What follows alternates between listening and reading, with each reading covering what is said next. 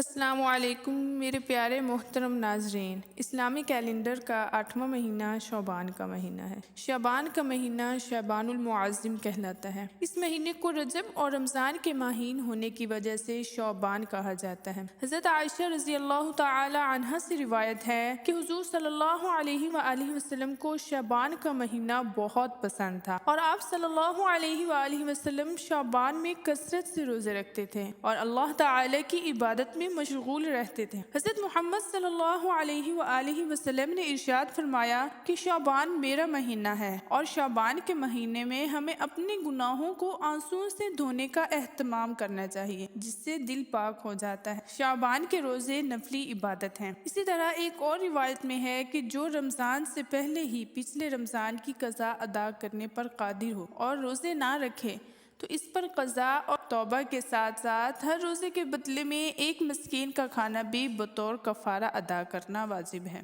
ان روزوں کا درجہ فرائض کے ساتھ سنت مؤکدہ جیسا ہے، جو فرائض سے پہلے اور بعد میں پڑھی جاتی ہیں۔ شب برات کی رات اللہ تعالی نیچے والے آسمان پر نازل ہوتے ہیں اور اللہ تعالی بنو قلب قبیلے کی بکریوں کے بالوں سے زیادہ تعداد میں لوگوں کو بخش دیتے ہیں۔ حضرت ابوبکر صدیق رضی اللہ تعالی عنہ سے روایت ہے کہ رسول اللہ صلی اللہ علیہ وآلہ وسلم نے ارشاد فرمایا، اللہ تعالی شعبان کی 15ویں شب کو تجلی فرماتا ہے اور تمام مخلوقات کو بخش دیتا ہے سوائے مشرک، کینہ، چغل خور، والدین کا نافرمان، شرابی، سود خور، زانی، جادوگر، قاتل، نجومی۔ فرمان نبوی ہے کہ بخشش سے محروم ان لوگوں پر اللہ تعالی شعبان کی 15ویں شب کو نظر بھی نہیں فرماتا جب تک کہ وہ سچی توبہ نہ کر لیں۔ اس رات کو آئندہ سال بھر کے فیصلے فرشتوں کے سپرد کر دیے جاتے ہیں۔ ارشاد باری تعالی ہے کہ اس رات ہر حکمت والے کام کا فیصلہ کر دیا جاتا ہے۔ حضرت عائشہ رضی اللہ تعالی عنہا سے مروی ہے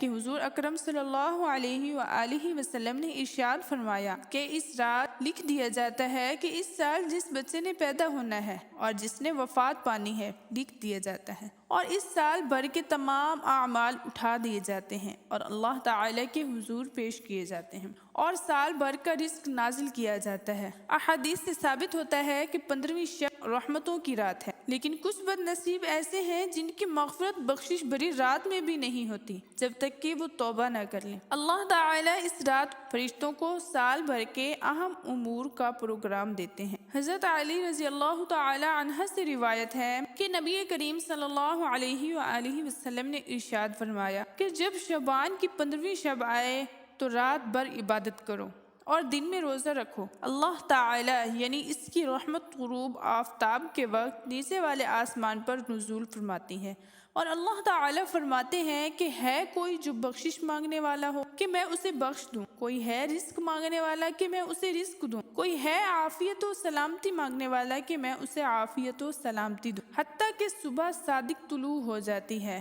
حدیث نبوی میں ہے کہ جو شخص توبہ کرنے والا ہے، لہٰذا ہمیں اس فضیلت کے موقع پر اپنے تمام گناہوں کی معافی مانگنی چاہیے اور ہمیں رمضان کے استقبال کے لیے شعبان سے ہی تیاری کرنی چاہیے۔ شعبان میں کثرت سے روزے رکھیں۔ اللہ تعالی ہمیں اپنے گناہوں سے سچی اور پکی توبہ کرنے کی توفیق عطا فرمائے، آمین۔ حضرت اسامہ بن رضی اللہ تعالی عنہ فرماتے ہیں، میں نے عرض کیا، اے اللہ کے رسول، میں نے آپ کو شعبان کے مہینے سے زیادہ کسی مہینے میں نفلی روزے رکھتے نہیں دیکھا۔ آپ صلی اللہ علیہ وآلہ وسلم نے ارشاد فرمایا، یہ ماہ شعبان رجب اور رمضان کا درمیانی مہینہ ہے جس سے لوگ غافل ہوتے ہیں، جبکہ اس مہینے میں لوگوں کے اعمال اللہ رب العالمین کے سامنے پیش ہوتے ہیں۔ میں یہ پسند کرتا ہوں کہ جب میرے اعمال اللہ کے حضور پیش ہوں تو میں روزے سے ہوں۔ حضور اقدس صلی اللہ علیہ وسلم کو رمضان کے علاوہ شعبان سے زیادہ کسی ماہ میں روزے رکھتے ہوئے نہیں دیکھا۔ شعبان کے اکثر حصے میں آپ روزے رکھتے تھے، بلکہ قریب قریب تمام مہینے کے روزے بھی رکھتے تھے۔ شعبان کی اہمیت اور فضیلت کا اس امر سے بھی اندازہ لگایا جا سکتا ہے کہ اس مہینے میں بندوں کے اعمال اللہ تعالی کے حضور پیش کیے جاتے ہیں۔ اللہ کے سوا کوئی عبادت کے لائق نہیں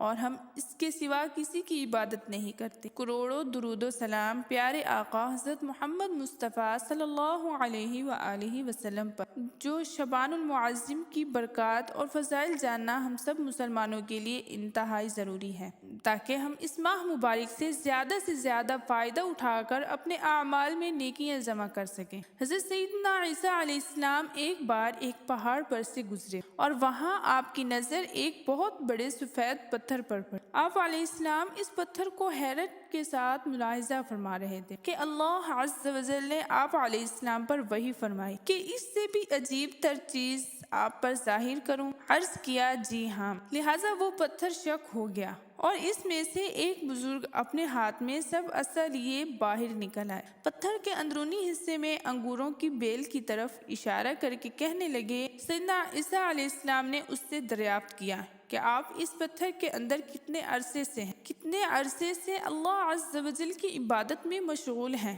عرض کیا 400 سال سے۔ سیدنا عیسیٰ علیہ السلام نے بارگاہ خداوندی میں عرض کی، یا اللہ عز و جل، میرا گمان ہے کہ اس بندے کی طرح تو کسی نے بھی عبادت نہ کی ہوگی۔ اللہ تبارک و تعالی نے وحی فرمائی، میرے محبوب صلی اللہ علیہ وآلہ وسلم کے امتی، شعبان کی 15ویں رات میں 2 رکعت نماز نفل پڑھ لینا اس کی 400 برس کی عبادت سے افضل ہے۔ سبحان اللہ۔ پیارے دوستو، شب برات کا بھی کیا کہنا؟ اس میں جب 2 رکعت نماز کا ثواب 400 سال کی عبادت سے افضل ہے، تو جو خوش نصیب اس رات میں زیادہ عبادت کرتا ہوگا اس کے لیے اجر و ثواب کا اندازہ کون لگا سکتا ہے؟ ایک شب برات ہی کیا، سارے کا سارا ماہ شعبان ہی معظم و مکرم ہے۔ روایت میں ہے کہ اللہ عز و جل اس مہینے میں رحمت کی 300 دروازے کھول دیتا ہے۔